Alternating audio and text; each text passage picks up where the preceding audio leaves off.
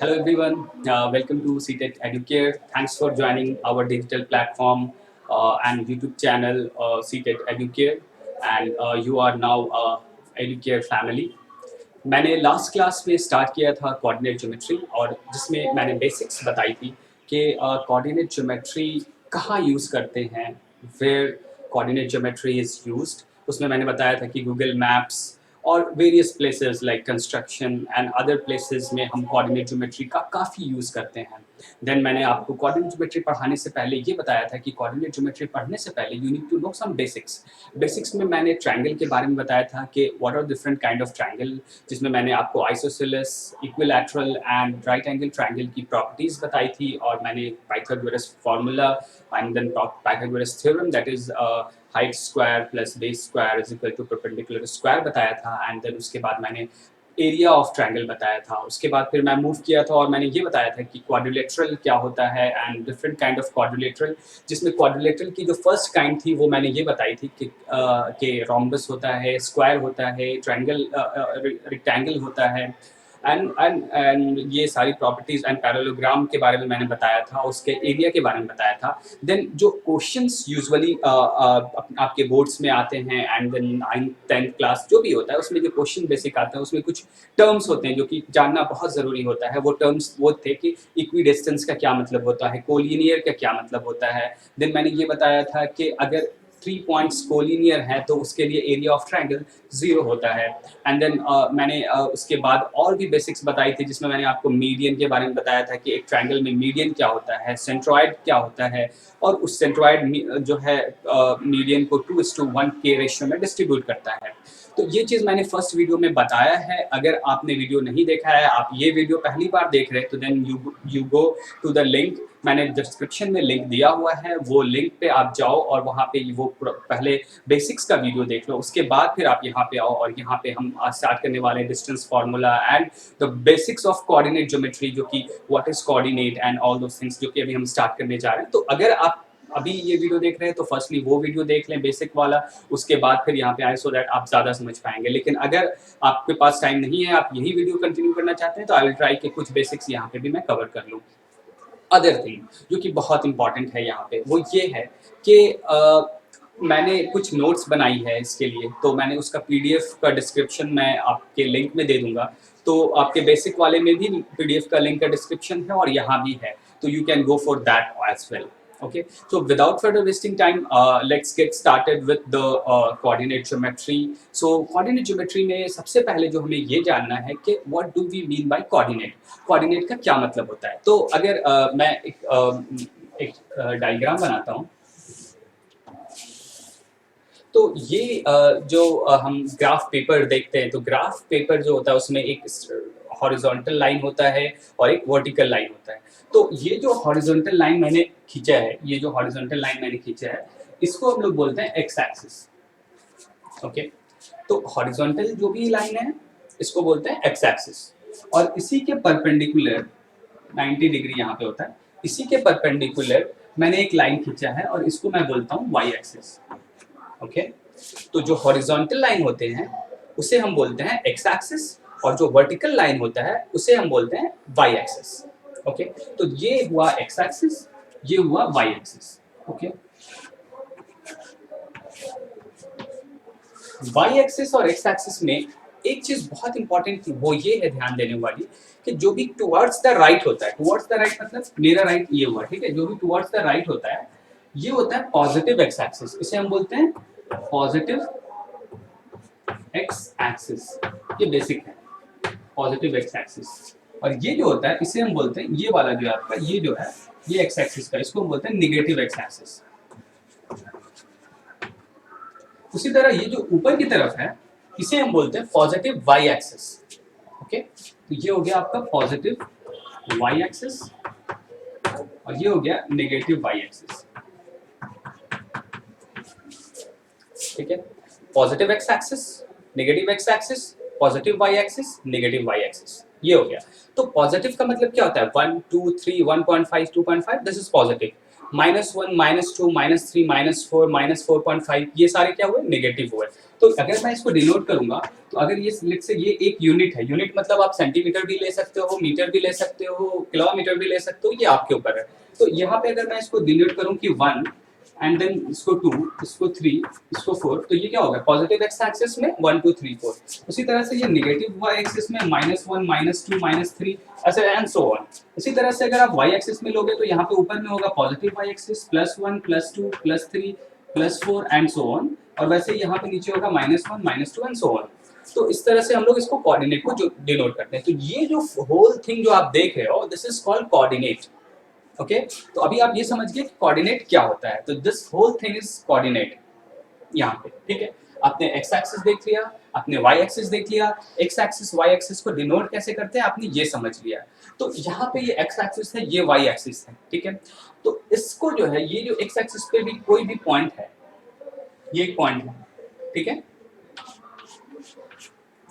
Okay, सो इसको हम लोग बोलते हैं कोऑर्डिनेट, ठीक है।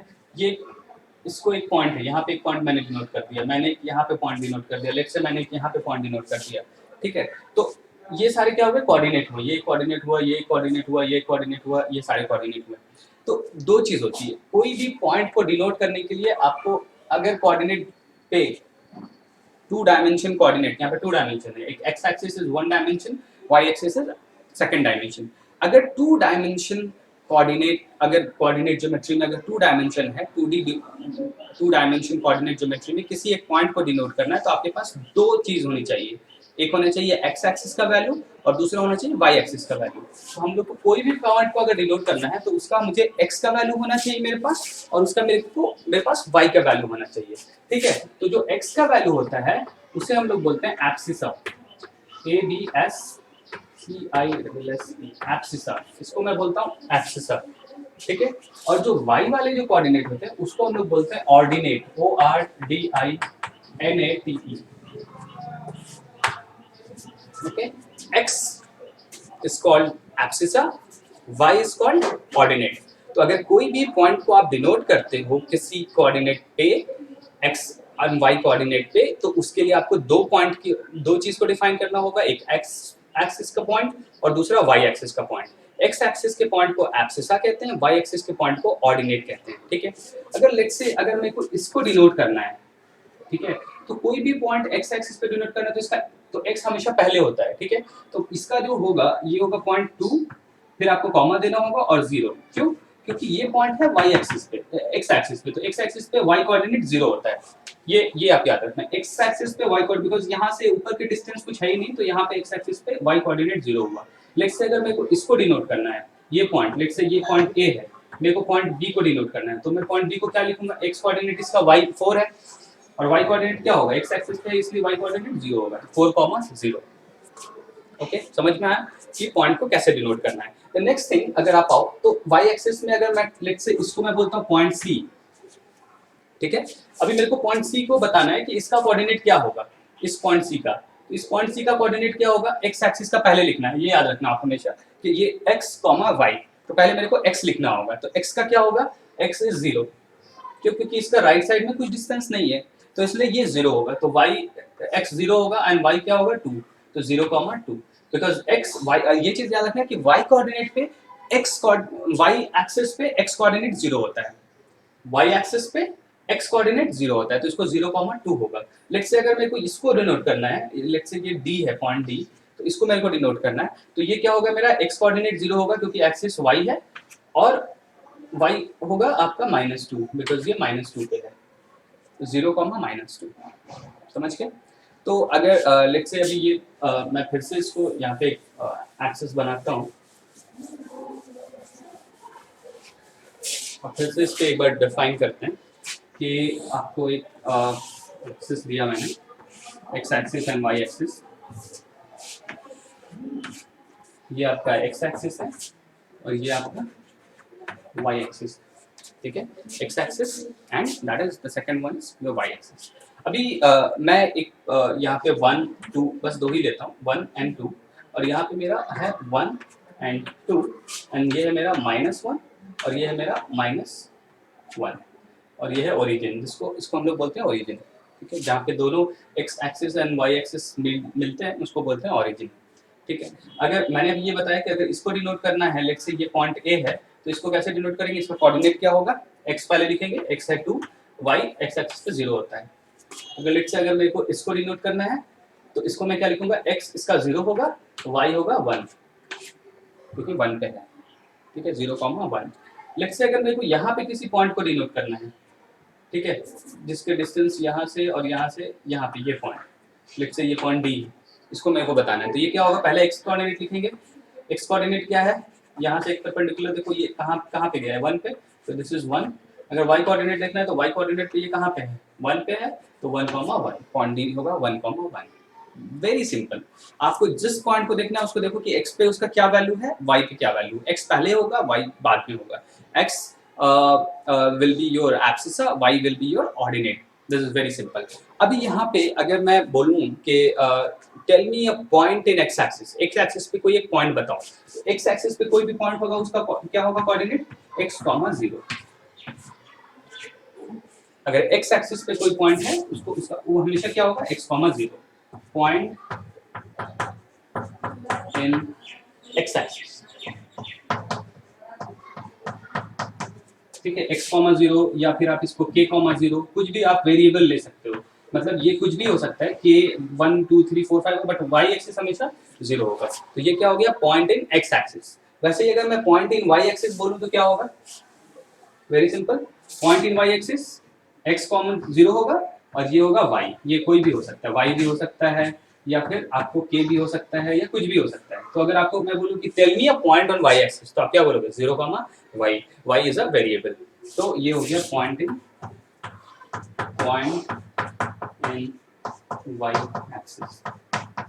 ठीक है, ये इंपॉर्टेंट था। तो अभी हमने क्या जाना कि x एक्सिस हॉरिजॉन्टल एक्सिस को बोलते हैं, y एक्सिस वर्टिकल एक्सिस को बोलते हैं, दोनों का पॉइंट ऑफ इंटरसेक्शन को ओरिजिन बोलते हैं। किसी एक पॉइंट को अगर कोऑर्डिनेट उसका बताना है तो पहले हम लोग लिखते हैं x, y। तो x का वैल्यू जो होगा वो x का डिस्टेंस फ्रॉम ओरिजिन होगा एंड y का जो वैल्यू होगा वो distance from the origin towards the y axis. ठीक है, right side positive x axis, left side negative x axis, top positive y axis, down negative y axis. तो ये हो गया हमारा कोऑर्डिनेट के बारे में। ठीक है, अभी हम लोग कोऑर्डिनेट जानने के बाद बहुत एक इंपॉर्टेंट एस्पेक्ट है जिसको हम कहते हैं डिस्टेंस फार्मूला। ठीक है, कोऑर्डिनेट ज्योमेट्री का बहुत इंपॉर्टेंट एस्पेक्ट है वो है डिस्टेंस फार्मूला। अभी हम डिस्टेंस फार्मूला देखने जाएंगे। ठीक है,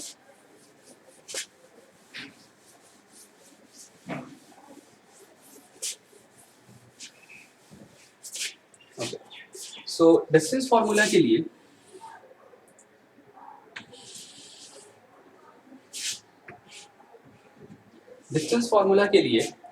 मैंने एक चीज बहुत इंपॉर्टेंट पहले बताई थी बेसिक में, वो ये बताई थी कि पाइथागोरस थ्योरम। ठीक है, पाइथागोरस थ्योरम में मैंने ये बताया था कि अगर कोई राइट एंगल ट्रायंगल है, अगर कोई राइट एंगल ट्रायंगल है, इस मीन्स यहाँ पे 90 डिग्री है, लेट्स से ए बी और सी राइट एंगल ट्रायंगल है, तो इसको मैंने बताया था कि ये हाइट है और मैंने बोला था कि ये बेस है और इसको मैंने बोला था हाइपोटेनस। ठीक है, तो मैंने ये बताया था कि हाइट का स्क्वायर प्लस बेस का square will be equal to hypotenuse का square, means AB square plus BC square will be equal to AC square. ये मैंने फर्स्ट बेसिक क्लास में बताया था। इसमें कोऑर्डिनेट ज्योमेट्री में ये मैं एक मतलब डिस्टेंस फार्मूला प्रूफ करने जा रहा हूँ। तो यहाँ पे अगर लेट्स से मैंने एक पॉइंट लिया A और मैंने दूसरा पॉइंट लिया B, A है एक पॉइंट और एक पॉइंट है B। ठीक है, अगर मैंने दो पॉइंट लिया है और उसका मुझे कोऑर्डिनेट डिफाइन करना है तो मैं इसका कुछ x एक्सिस होगा, तो मैं इसको डिफाइन करता हूँ। मैं बोलता हूँ x एक्सिस का वैल्यू x1 है और y का वैल्यू y1 है, और यहाँ पे मैं इसका कोऑर्डिनेट डिफाइन करता हूँ x2 एंड इसका मैं बोलता हूँ y2, x2, y2।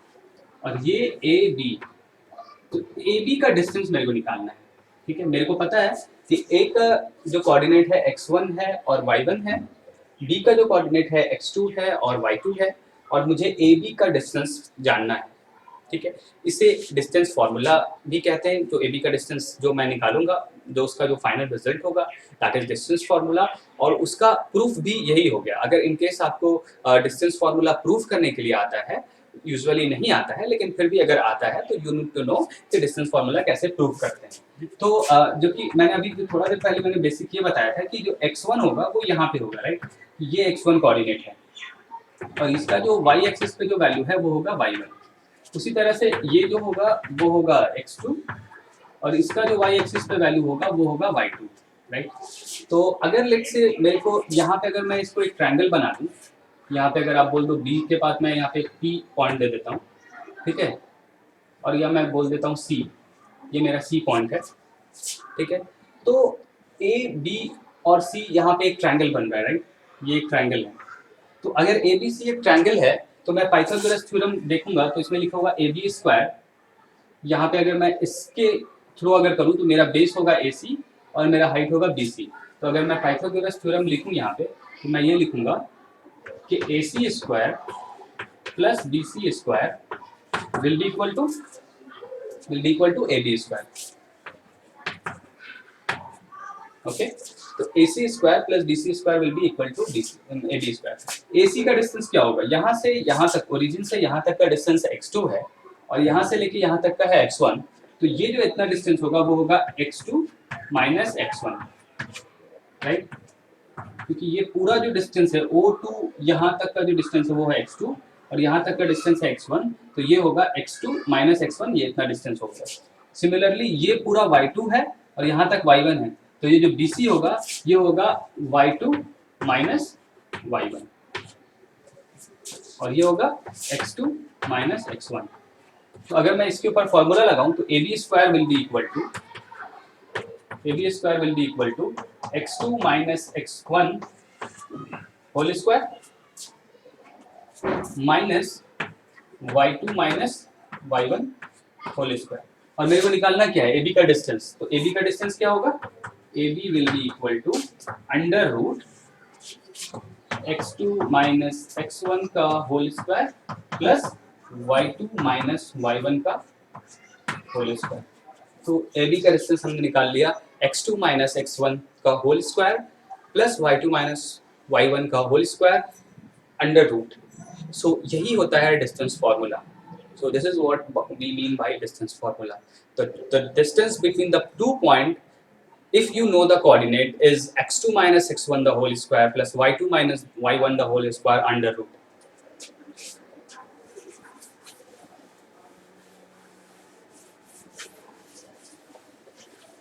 तो ये हमने इसको प्रूव भी कर दिया कि ये होता कैसे है।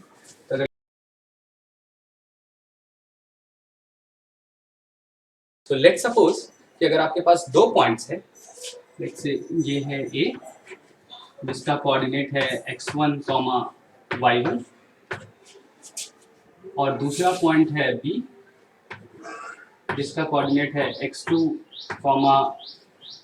y2 और मुझे ए बी का डिस्टेंस निकालना है। तो मेरा जो फॉर्मूला होगा ए बी के डिस्टेंस का वो ये होगा कि under root x2 minus x1 the whole square plus y2 minus y1 the whole square plus y2 minus y1 the whole square under root। तो ये हो गया डिस्टेंस बिटवीन 2 पॉइंट्स। ओके, अगर मुझे ये निकालना है कि distance of a point from origin, ठीक है, मैं क्या लिख रहा हूँ, distance of a point from origin. तो ओरिजिन मैंने आपको बता चुका हूँ, ये जो जहाँ पे इंटरसेक्ट होता है उसको बोलते हैं ओरिजिन और इसका कोऑर्डिनेट होता है 0,0। तो आपको एक कोऑर्डिनेट तो मिल गया 0,0। तो आपका x1 और x1 y1 0 हो गया। तो अगर लेट्स से इसमें अगर आपने x1 और y1 को 0 कर दूं तो मेरा जो डिस्टेंस फ्रॉम ओरिजिन आएगा वो होगा under root x2 square plus y2 square. x2 square y2 square को आप x square plus y square, मतलब अगर आपको अगर लेट्स से मैं बोलूंगा, ठीक है, तो ये x square plus y square हो गया। तो डिस्टेंस फ्रॉम ओरिजिन का फॉर्मूला होगा x square plus y square, और एक कोई भी दो पॉइंट के बीच का डिस्टेंस का फॉर्मूला होगा x2 minus x1 the whole square plus y2 minus y1 the whole square. तो ये हो गया बेसिक फॉर्मूला डिराइवेशन और फॉर्मूला के बारे में। अब हम लोग कुछ क्वेश्चंस देखेंगे और देखेंगे कि हाउ टू इम्प्लीमेंट दिस, और एक्चुअल में क्वेश्चन किस टाइप्स के आते हैं, वेरियस काइंड ऑफ क्वेश्चंस जो कि आपके बोर्ड्स में आते हैं या फिर क्लास 9th में आते हैं या फिर आफ्टर क्लास 9 10th भी आपको कोऑर्डिनेट ज्योमेट्री काफ़ी यूज होता है, जैसे मैंने पहले भी बताया है। तो वहाँ पे क्या होता है, तो वो सारी चीज़ें अभी हम देखने जा रहे हैं। तो लेट्स से अगर मैं बेसिक से स्टार्ट करूँ तो मैं एक आपको दो चीज़ देता हूँ कि एक तो क्वेश्चन आपके स्क्रीन पे भी आएंगे, एक दो क्वेश्चन। तो यहाँ पे मैं ये बताने जा रहा हूँ कि find the, let's say there is a question, find the distance between point 1,2 and 5,4। ठीक है, find the distance between 2 points A and B. A is 1,2, B is 5,4. So you need to find the distance between AB. तो AB का distance क्या होगा? Simple, under root x2 minus x1, 5 minus 1, 5 minus 1 the whole square plus 4 minus 2 the whole square. तो ये क्या हो गया? 5 minus 1 is 4, 4 the square 6, 16 plus 4 minus 2 2, 2 two the whole square 4 under root 20। और यहाँ पे आपको लिखने की बहुत जरूरी है यूनिट्स। ठीक है, यूनिट्स, अगर आपको यूनिट्स लिखना यहाँ पे बहुत जरूरी है, विदाउट यूनिट मार्क्स कट जाएगा।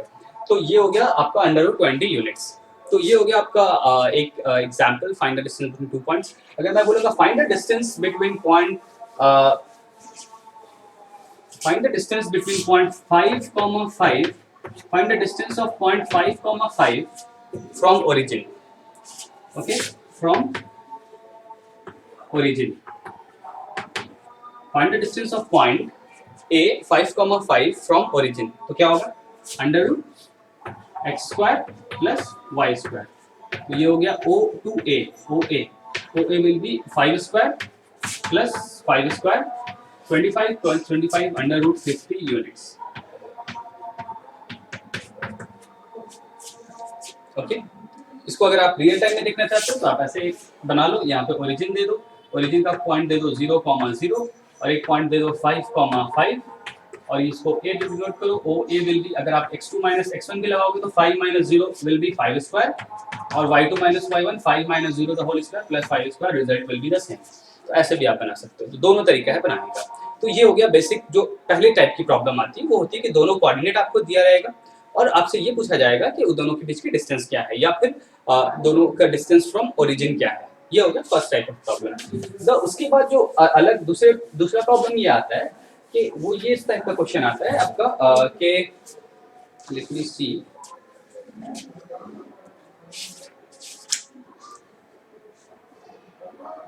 फिर उसके बाद ये आता है कि आपको पॉइंट्स दिए रहेगा कि और ये पूछेगा कि do the points forms a triangle. Like let's say आपको 3 पॉइंट दिया रहेगा जो कि एनसीईआरटी में 3,2, let's say this is the 1 point, then the other point is -2, -3 and then 2,3। ठीक है, ये 3 पॉइंट्स आपको दिए हैं और ये आपसे पूछ रहा है कि क्या ये 3 पॉइंट ट्रायंगल फॉर्म करते हैं। If yes, which type of triangle, मतलब लेट्स से कि ये एक पॉइंट है, ये दूसरा और ये तीसरा पॉइंट है, तो ये तीनों पॉइंट क्या ट्रायंगल फॉर्म करते हैं, और अगर ट्रायंगल फॉर्म करते हैं तो वो ट्रायंगल किस टाइप के, लाइक वो इक्विलैटरल है या आइसोसेलेस है या राइट एंगल ट्रायंगल है। तो इसके लिए जो मैंने पहले ही बताया था ट्रायंगल की प्रॉपर्टी, यही इसी यूज के लिए बताया था कि अगर आपको 3 पॉइंट दिया होगा तो आप फर्स्ट थिंग ये करना होगा कि तीनों पॉइंट के बीच का डिस्टेंस निकालना होगा। ठीक है, लेट्स से आपने इसको डिनोट किया A से, इसको डिनोट किया B से और इसको डिनोट किया C से। ठीक है, इसको आप दो तरह से बना सकते हो। एक तरीका तो ये है कि ये पॉइंट को आप कोऑर्डिनेट पे डिफाइन कर लो, 3,2, अब ये 1 2 3 3,2 तो यहाँ पे कहीं पे होगा, फिर ये होगा -2, -3 तो -2 कोई कुछ पॉइंट इधर आएगा, -1 -2 और -3 समथिंग नीचे आएगा, तो -2, 3 समथिंग हेयर, उसके बाद 2,3 समथिंग हेयर। ये 3 पॉइंट को अगर आप मिला लो तो ये एक ट्रायंगल फॉर्म होगा। और ये ट्रायंगल का टाइप क्या होगा, तो लेट्स से आप इसको डिनोट कर लो A से, इसको B से और इसको आप डिनोट कर लो C से। ठीक है, मैंने A B और C डिनोट कर दिया। अभी या तो ये से बनाओ कोऑर्डिनेट पे डिफाइन करके, या फिर डायरेक्ट भी आप फॉर्म कर सकते हो, ठीक है। तो डायरेक्ट का तरीका ये है कि आपने ए बी सी डिफाइन कर दिया, आप सबसे पहले ए बी का डिस्टेंस निकालो, ठीक है, फिर आप बी सी का डिस्टेंस निकालो, और फिर आप ए सी का डिस्टेंस निकालो। सिंपल, ए बी का डिस्टेंस, बी सी का डिस्टेंस और ए सी का डिस्टेंस निकालो सबसे फर्स्ट। और फिर जब आपको डिस्टेंस पता है तब आप कंक्लूड कर सकते हो कि क्या सही है और कौन से ट्रायंगल है ये एक्चुअली में। तो ए बी का डिस्टेंस निकालते हैं, तो x2 माइनस x1, तो -2 -3, -2 -3, -2 minus x2, -2 -3 whole square plus y2 is your -3 -2, -3 -2 the whole square.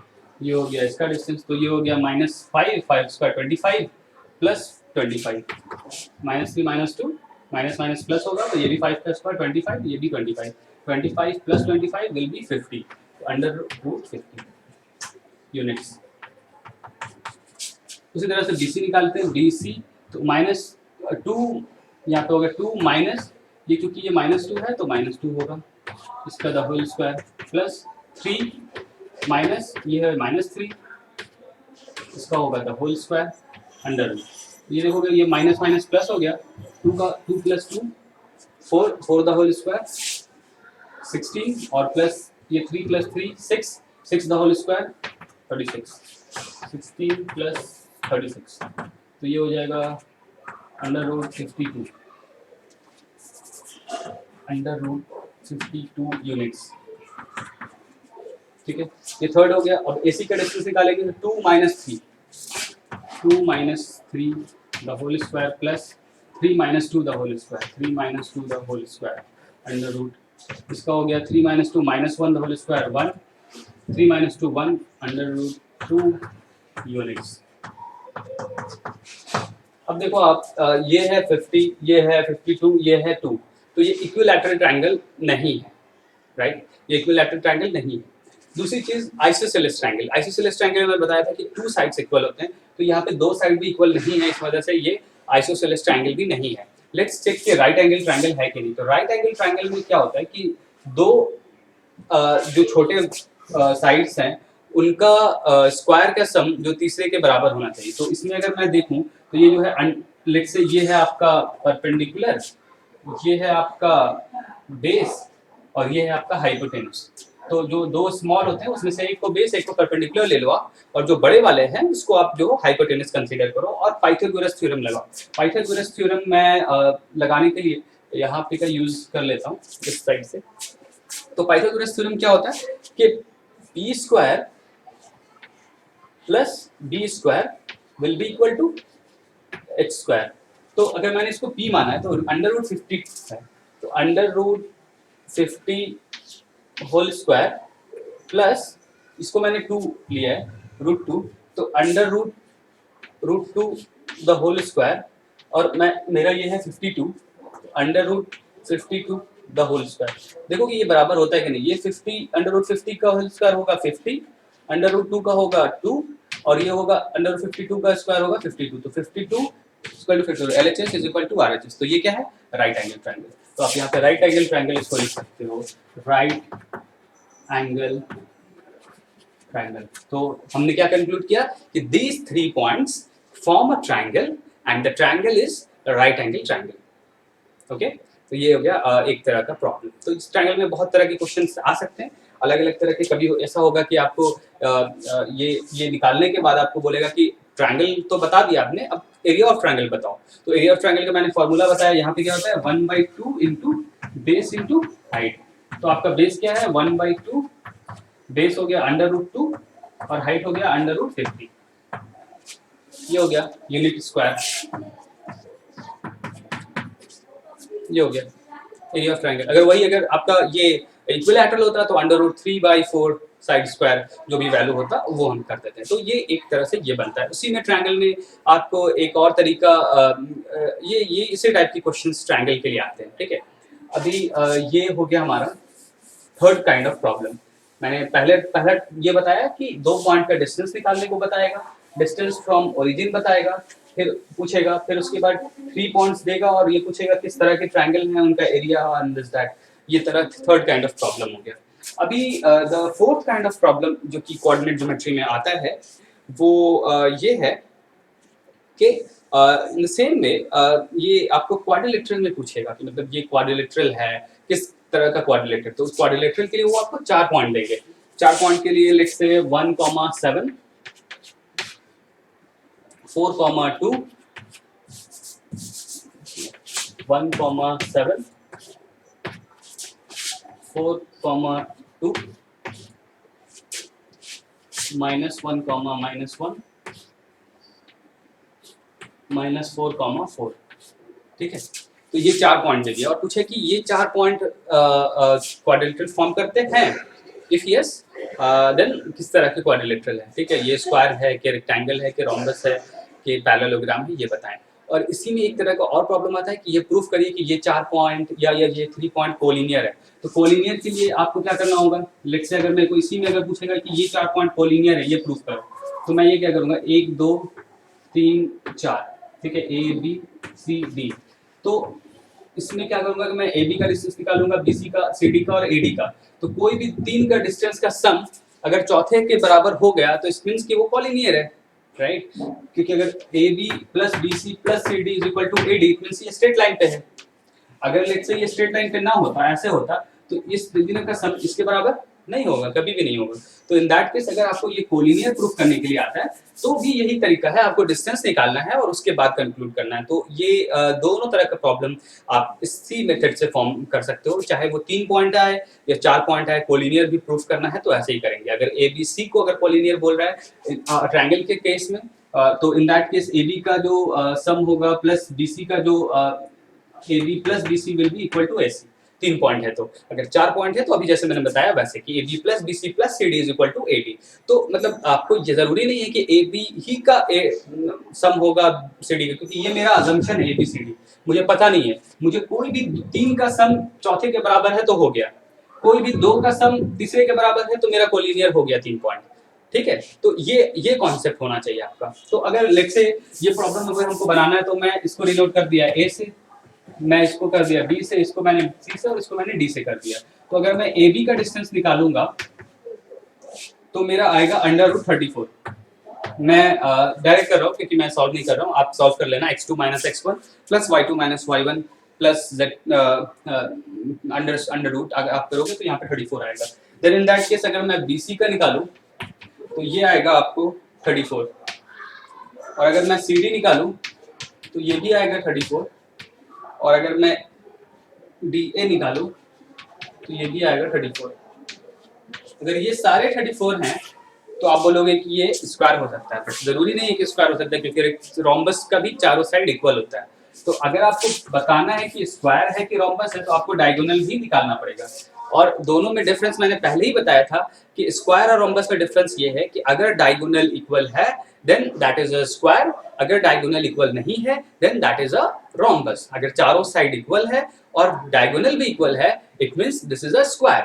अगर चारों साइड इक्वल है और डायगोनल इक्वल नहीं है it means this is a rhombus. तो अगर आप निकालोगे, अगर लेट्स से इसको मैंने किया ए, इसको मैंने बोला बी, इसको मैंने सी और इसको मैंने डी, तो अगर मैं AC निकालूंगा तो मेरा AC जो आएगा वो होगा 68, और मेरा जो BD होगा वो भी आएगा √68। तो इट मींस ये स्क्वायर है। ठीक है, तो एक A से C का डिस्टेंस कैसे निकालेंगे, A और C का ये इसको ये हो जाएगा आपका x2 - x2y2, ये होगा x1 y1, इस दोनों का डिस्टेंस निकालना है। तो ये सिंपल है, NCERT का सॉल्व प्रॉब्लम है, आप इसको एक बार देख सकते हो या खुद से बनाने का ट्राई करो, that will be more good, कि उससे आपका प्रैक्टिस भी होगा। ठीक है, उसके बाद जो अलग एक और प्रॉब्लम आती है, डिफरेंट, थोड़ा सा डिफरेंट है, एंड ये काफ़ी, ये क्वेश्चन काफ़ी बार CBSE में इस तरह के क्वेश्चन पूछे जा चुके हैं। तो let's discuss that as well कि उसको कैसे सॉल्व करेंगे। तो ये जो है ये क्वेश्चन आपका NCERT एग्जाम्पल 5 है। Find a point on y axis which is equidistance from a point 6a 6,5 and b 4 - 4,3। तो यहाँ पे बोल रहा है find a point on the y axis. ठीक है। तो find a point on the y axis, y axis पे एक पॉइंट निकालना है। तो मैंने क्या बोला था कि अगर वाई एक्सिस पे कोई भी पॉइंट अगर आपको बोल रहा है तो उसका कोऑर्डिनेट क्या होगा, एक्स एक्सिस उसका 0 होगा और वाई एक्सिस कोई भी वेरिएबल हो सकता है। तो मैं इसको 0, y ले लिया। तो ये इसके बारे में पूछ रहा है कि ये पॉइंट कौन सा होगा, तो x तो उसका डेफिनेटली 0 होगा, y आपको फाइंड करना है।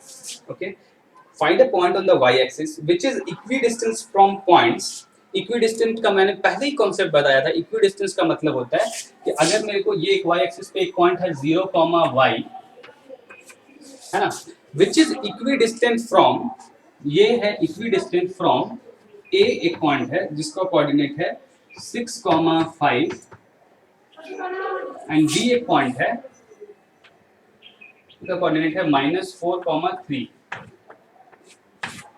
ठीक है, find a point on the y axis which is equidistant from points a 6, 5 and b -4, 3।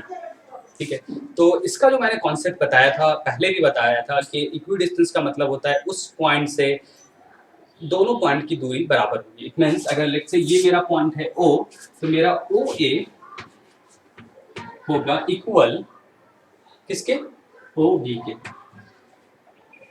OA मेरा बराबर होगा OB के। तो अब मैं OA का डिस्टेंस निकालूंगा। तो जो मेरा फॉर्मूला है x2 - x1, तो 0 - 6 the whole square plus y2 - y1 the whole square means y - 5 the whole square का अंडर रूट OA होगा मेरा, ये बराबर होगा किसके, OB के। तो OB क्या होगा, x2 - x1 the whole square, तो 0 - -4 द होल स्क्वायर